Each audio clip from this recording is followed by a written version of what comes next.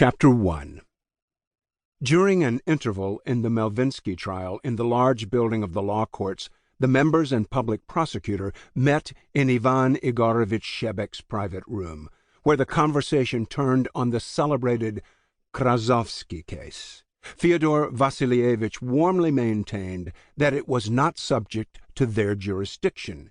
Ivan Igorovich maintained the contrary, while Peter Ivanovich, not having entered into the discussion at the start, took no part in it, but looked through the Gazette, which had just been handed in. "Gentlemen," he said, "Ivan Ilyich has died." "You don't say so." "Here, read it yourself," replied Peter Ivanovich, handing Fyodor Vassilievich the paper, still damp from the press. Surrounded by a black border were the words, "Praskovia Fyodorovna Golovina, with profound sorrow, informs relatives and friends of the demise of her beloved husband, Ivan Ilyich Golovin, member of the Court of Justice, which occurred on February the 4th of this year, 1882. The funeral will take place on Friday at 1 o'clock in the afternoon." Ivan Ilyich had been a colleague of the gentlemen present, and was liked by them all. He had been ill for some weeks, with an illness said to be incurable. His post had been kept open for him, but there had been conjectures that in case of his death, Alexiev might receive his appointment, and that either Vinnikov or Stabel would succeed Alexiev. So, on receiving the news of Ivan Ilyitch's death, the first thought of each of the gentlemen in that private room was of the changes and promotions it might occasion among themselves or their acquaintances. "I shall be sure to get Stabel's place or Vinnikov's," thought Fyodor Vassilievich. "I was promised that long ago, and the promotion means an extra 800 rubles a year for me besides the allowance. Now I must apply for my brother-in-law's transfer from Kaluga," thought Peter Ivanovich. "My wife will be very glad, and then she won't be able to say that I never do anything for her relations."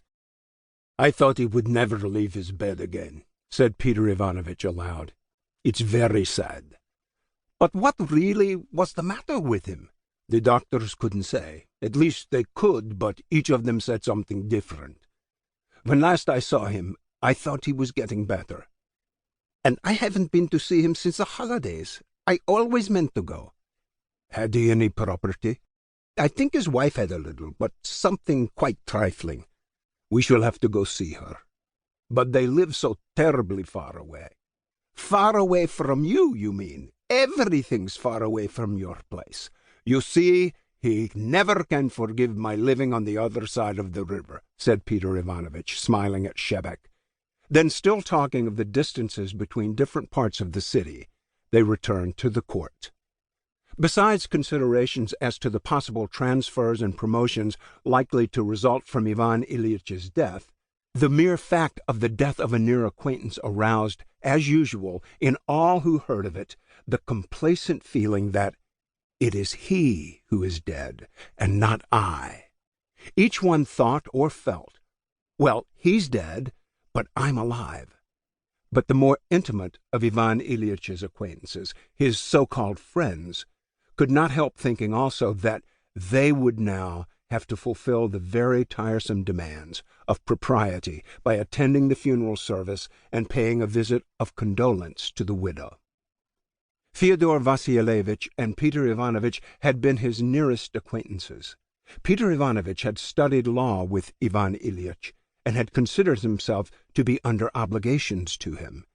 Having told his wife at dinner-time of Ivan Ilyitch's death, and of his conjecture that it might be possible to get her brother transferred to their circuit, Peter Ivanovich sacrificed his usual nap, put on his evening clothes, and drove to Ivan Ilyitch's house. At the entrance stood a carriage and 2 cabs. Leaning against the wall in the hall downstairs, near the cloak-stand, was a coffin lid covered with cloth of gold ornamented with gold cord and tassels that had been polished up with metal powder.